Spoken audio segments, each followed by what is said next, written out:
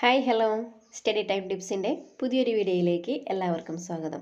പുതിയൊരു വീഡിയോയിൽ പുതിയൊരു ചാപ്റ്റർ തന്നെയാണ് നമ്മൾ സ്റ്റാർട്ട് ചെയ്യുന്നത്. നമ്മുടെ ചാപ്റ്റർ ഗ്രാവിറ്റേഷൻ എന്താണെന്ന് നിങ്ങൾക്കറിയാം അല്ലേ? ചെറിയ ക്ലാസ് തുടങ്ങി നിങ്ങൾ പഠിക്കുന്നതാണ്. നമുക്ക് ചാപ്റ്റർ സ്റ്റാർട്ട് ചെയ്യാം. ഇവിടെ ചന്ദ്രയാൻ 3യുടെ സോഫ്റ്റ് ലാൻഡിങ്ങുമായി ബന്ധപ്പെട്ടുള്ള ഒരു ന്യൂസാണ് കുട്ടികൾ കേട്ടുകൊണ്ടിരിക്കുന്നത്. നമുക്കത് നോക്കാം. India on the moon, overcoming the hurdles of gravitational force of the earth and the moon. ഭൂമിയുടെ ഗ്രാവിറ്റേഷണൽ ഫോഴ്സിനെയും അതുപോലെ തന്നെ നമ്മുടെ മൂണിൻ്റെ ഗ്രാവിറ്റേഷണൽ ഫോഴ്സിനെയും അതിജീവിച്ചിട്ട് ചന്ദ്രനിൽ ഭാരതം എത്തിയിരിക്കുന്നു.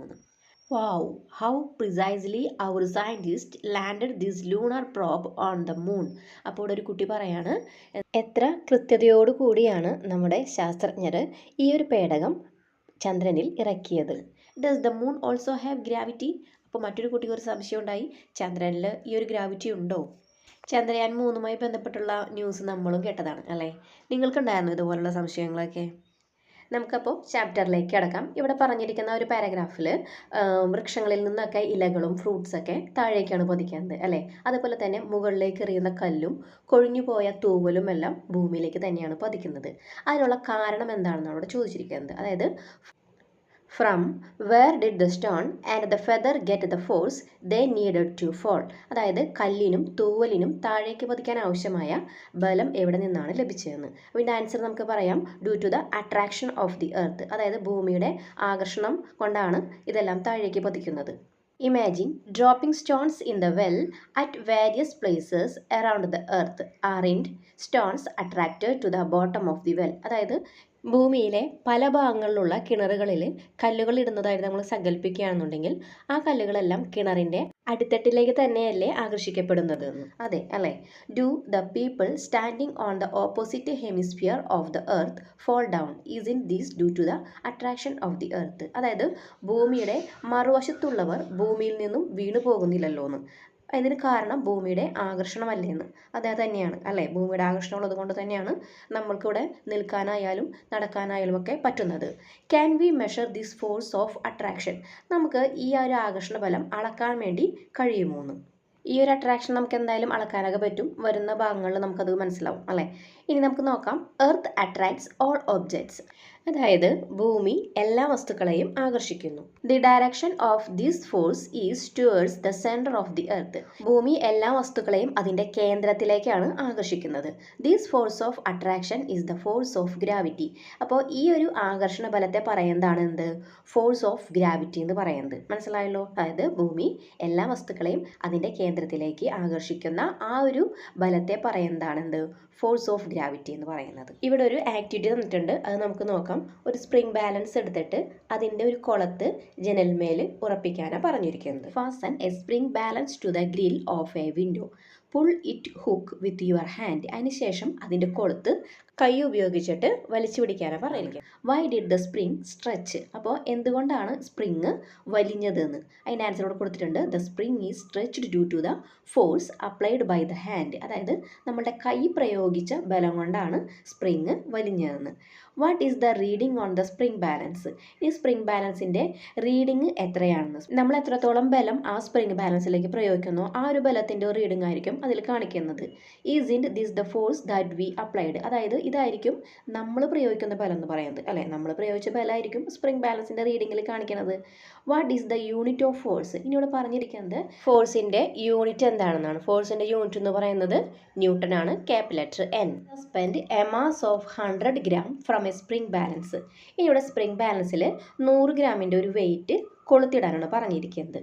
Y did the spring stretch? എന്തുകൊണ്ടായിരിക്കും സ്പ്രിംഗ് ബാലൻസിന് ഒരു വലിവ് ഉണ്ടായതെന്ന്. അതിൻ്റെ കാരണം നമുക്ക് എന്ത് പറയാം? Because a force is experienced on the spring. സ്പ്രിങ്ങിന് വലിവുണ്ടാവാൻ കാരണം എന്ന് പറയുന്നത് സ്പ്രിങ്ങിൽ ഒരു ബലം അനുഭവപ്പെട്ടത് കൊണ്ടാണ്. Which is the force that pull down 100 gram mass? അതായത് 100 ഗ്രാം മാസിന് ഏത് ബലമാണ് താഴേക്ക് വലിച്ചതെന്ന് നമുക്ക് പറയാം. The force exerted by the earth. അതായത് ഭൂമി പ്രയോഗിച്ച ബലമാണ് അല്ലേ? നെക്സ്റ്റ് ക്വസ്റ്റ്യൻ നോക്കാം. What is the reading on the spring balance? Spring balance reading എത്രയാണെന്ന്. സ്പ്രിംഗ് ബാലൻസിൻ്റെ റീഡിംഗ് എന്ന് പറയുന്നത് 1 ന്യൂട്ടൺ ആയിരിക്കും.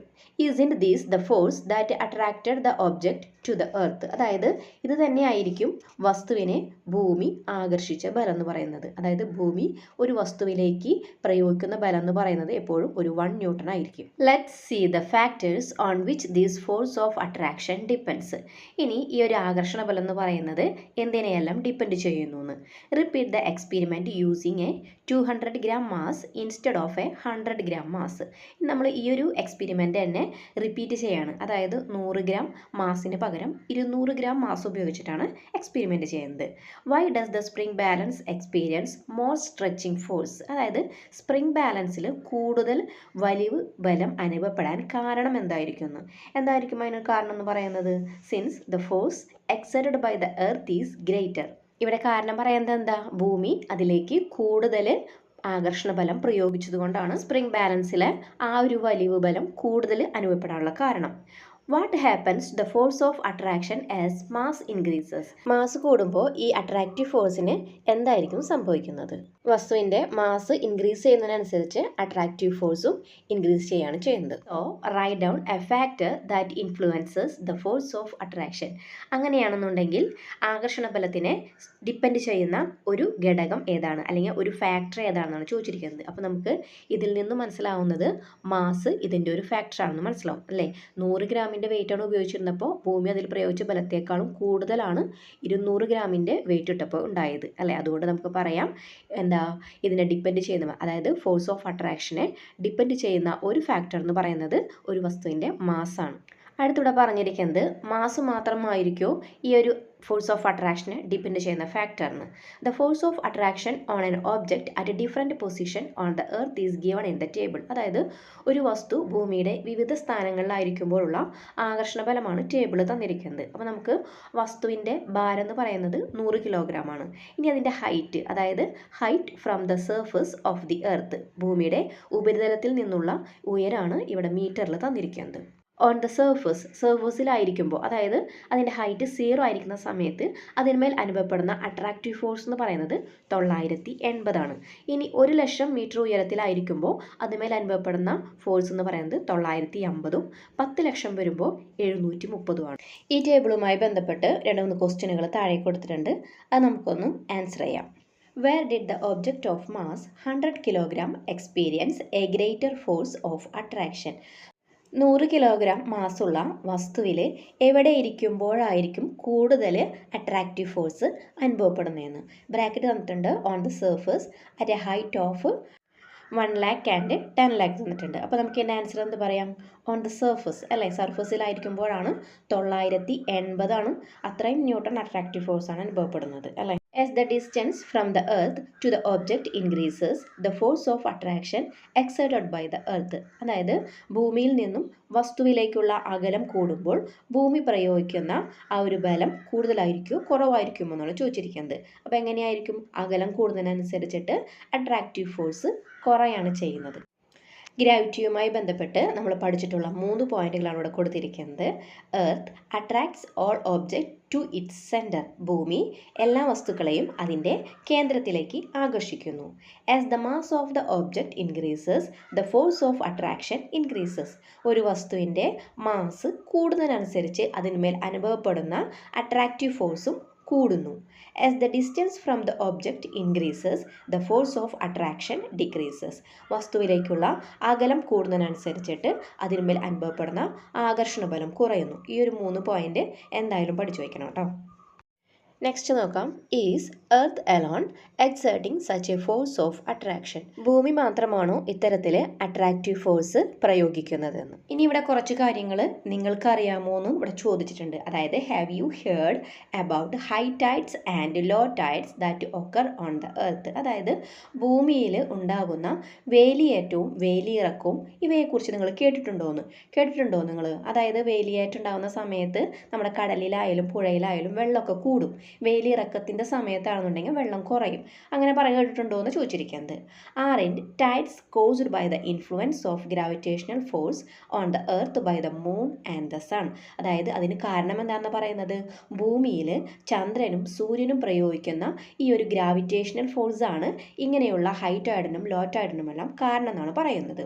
If the sun and the moon exert a force on the earth, wouldn't the other celestial bodies of the universe also exert a mutual force of attraction between them? അതായത് ഇവിടെ പറഞ്ഞിരിക്കുന്നത് സൂര്യനും ചന്ദ്രനും ഭൂമിയിൽ ബലം പ്രയോഗിക്കുന്നുവെങ്കിൽ പ്രപഞ്ചത്തിലുള്ള മറ്റെല്ലാ സെലസ്റ്റിയൽ ബോഡീസും പരസ്പരം ഇതുപോലെ ആകർഷണ ബലം പ്രയോഗിക്കുന്നുണ്ടാവില്ലേന്ന്.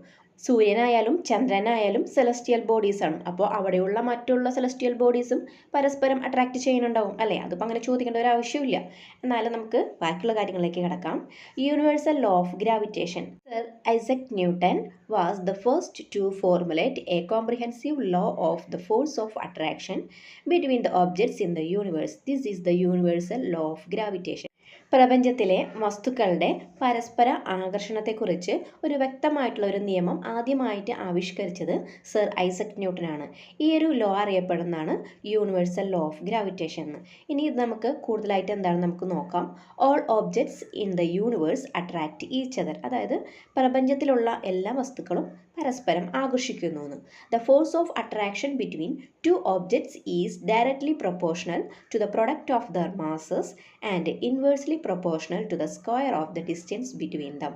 അപ്പോൾ ഇവിടെ യൂണിവേഴ്സൽ ലോ ഓഫ് ഗ്രാവിറ്റേഷൻ അനുസരിച്ച് ഇവിടെ പറഞ്ഞിരിക്കുന്നത് രണ്ട് വസ്തുക്കൾ തമ്മിലുള്ള ആകർഷണ ബലം എന്ന് പറയുന്നത്, അതായത് ആ ഒരു ഫോഴ്സ് എഫ് എന്ന് പറയുന്നത് അവയുടെ മാസുകളുടെ മൾട്ടിപ്ലിക്കേഷന് ഡയറക്ട്ലി പ്രൊപ്പോർഷണലും അതേപോലെ തന്നെ അവ തമ്മിലുള്ള അകലത്തിൻ്റെ സ്ക്വയറിന് ഇൻവേഴ്സ്ലി പ്രൊപ്പോർഷണലുമാണെന്നാണ് പറഞ്ഞിരിക്കുന്നത്. ഇതുമായി ബന്ധപ്പെട്ട ഒരു ഇക്വേഷൻ തന്നിട്ടുണ്ട്. അത് വെച്ചിട്ട് ഞാൻ ഒന്നും ഈ ലോ പറഞ്ഞു തരാം. F, the force between two objects of masses m1 and m2 separated by a distance d, then F proportional m1 into m2. ഇവിടെ ക്യാപിറ്റൽ എഫ് എന്ന് പറയുന്നത് അട്രാക്റ്റീവ് ഫോഴ്സ് ആണ്. ഇനി M1 M2 എന്ന് പറയുന്നത് രണ്ട് വസ്തുക്കളുടെ മാസുകളാണ്.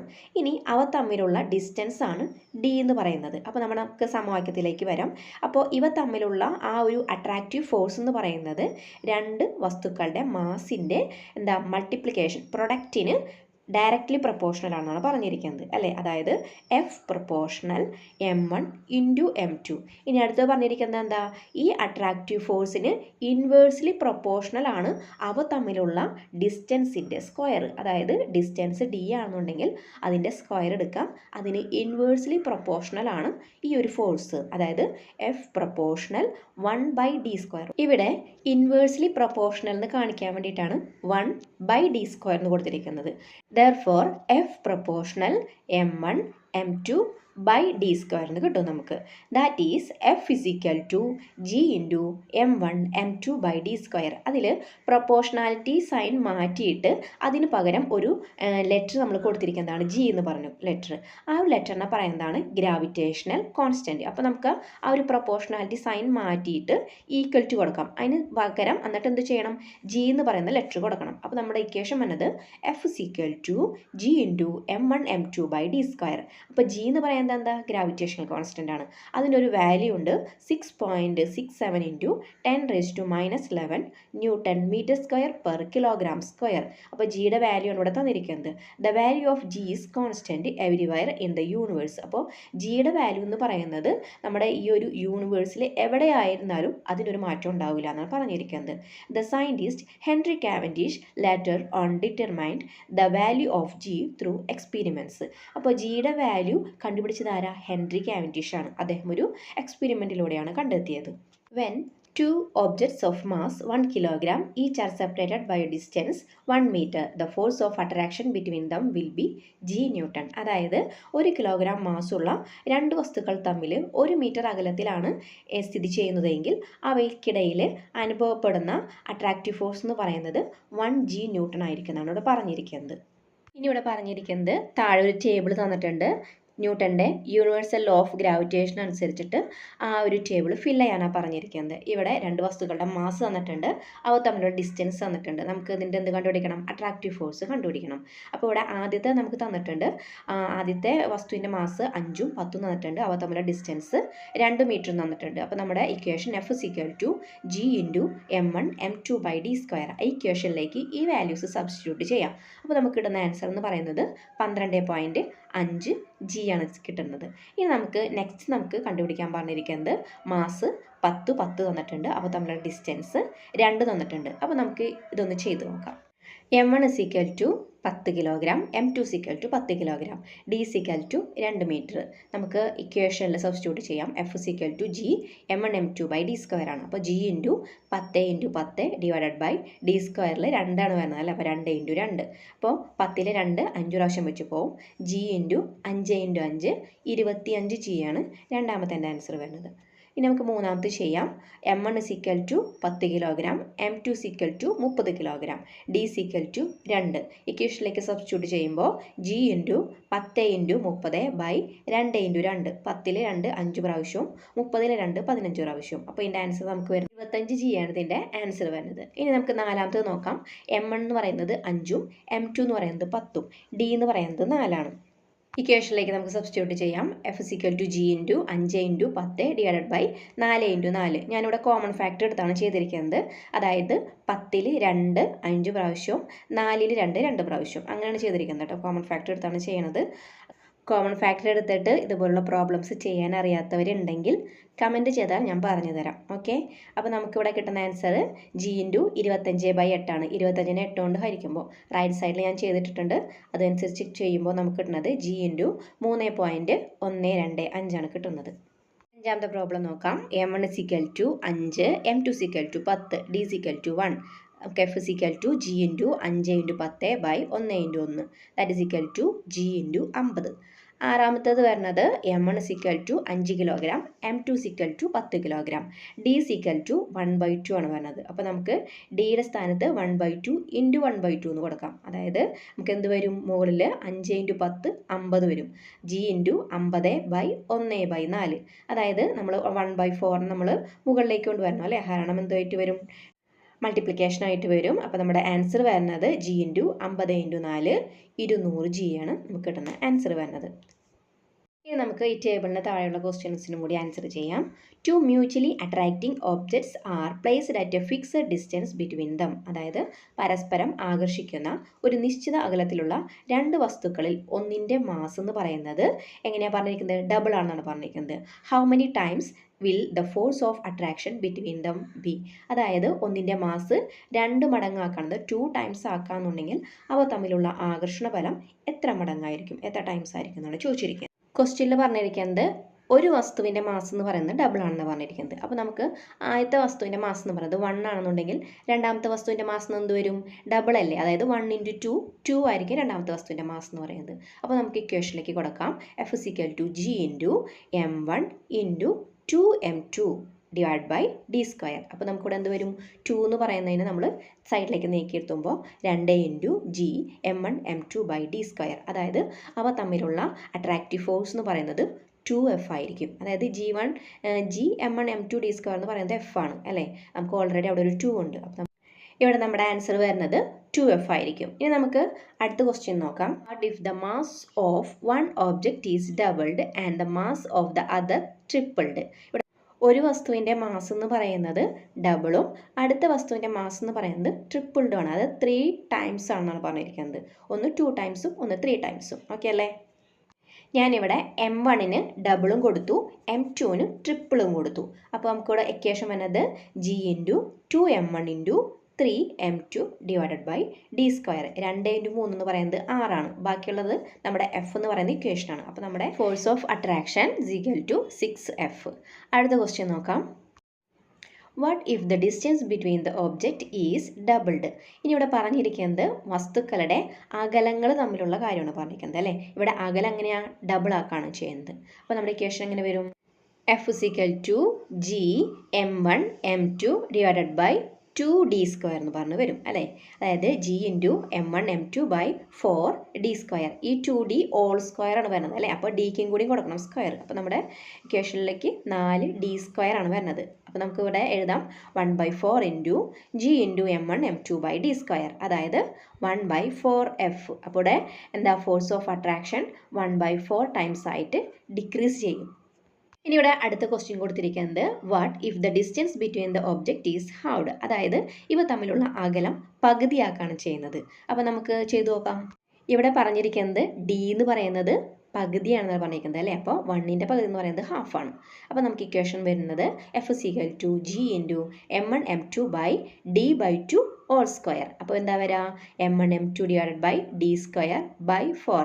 അപ്പോൾ നമുക്ക് എന്ത് വരും 4 into g m1 m2 by d² അല്ലേ. അതായത് d² ബൈ 4ൽ 4നെ നമ്മൾ മുകളിലേക്ക് കൊണ്ടുവരാണ് ചെയ്യുന്നത്. അതായത് ഡിവിഷനായി ഇരുന്നത് മൾട്ടിപ്ലിക്കേഷനായിട്ട് വരും. അപ്പോൾ നമുക്ക് 4f ആണ് ഇവിടെ എന്ത് വരുന്നത് അട്രാക്റ്റീവ് ഫോഴ്സ് വരുന്നത്. അതായത് 4 ടൈംസ് ഇൻക്രീസ് ചെയ്യാണ് ചെയ്യുന്നത്. Next question what if the distance between the object is quartered. അതായത് രണ്ട് വസ്തുക്കൾ തമ്മിലുള്ള അകലം എന്ന് പറയുന്നത് 1/4 ആക്കാണ് ചെയ്യുന്നത്. അപ്പോൾ നമുക്ക് ഇവിടെ ഡി എന്ന് പറയുന്നത് 1/4 ആണ്. അപ്പോൾ നമുക്ക് F = g into m1 m2 by d/4 whole square. അപ്പോൾ താഴെ നമുക്ക് വരുന്നത് d² ബൈ 16. അതായത് ഇവിടെ താഴെ എന്താ ഡിവിഷനാണ്. ഡിവിഷൻ നമുക്ക് മൾട്ടിപ്ലിക്കേഷൻ ആക്കുമ്പോൾ 16 into g into m1 m2 by d². അതായത് 16 ടൈംസ് ഇൻക്രീസ് ചെയ്യാണ് ചെയ്യുന്നത് എന്ത് ഫോഴ്സ് ഓഫ് അട്രാക്ഷൻ. ഈ ഒരു പ്രോബ്ലത്തോടു കൂടി ഞാൻ ഫസ്റ്റ് പാർട്ടോട് അവസാനിപ്പിക്കുകയാണ്. നിങ്ങൾ പ്രോബ്ലംസൊക്കെ ഒന്ന് ചെയ്ത് നോക്കാം. അത് കഴിഞ്ഞിട്ട് എന്തെങ്കിലും ഡൗട്ട് ഉണ്ടെങ്കിൽ കമൻറ്റ് ബോക്സിൽ ചോദിക്കാം. നിങ്ങൾക്ക് വീഡിയോ ഉപകാരപ്പെട്ടെങ്കിൽ ലൈക്ക് ചെയ്യാൻ മറക്കരുത്. നിങ്ങളുടെ അഭിപ്രായങ്ങൾ കമൻറ്റ് ചെയ്യാം. അപ്പോൾ നമുക്ക് ഇതിൻ്റെ ബാക്കി ഭാഗവുമായിട്ട് അടുത്ത വീഡിയോയിലൂടെ കാണാം.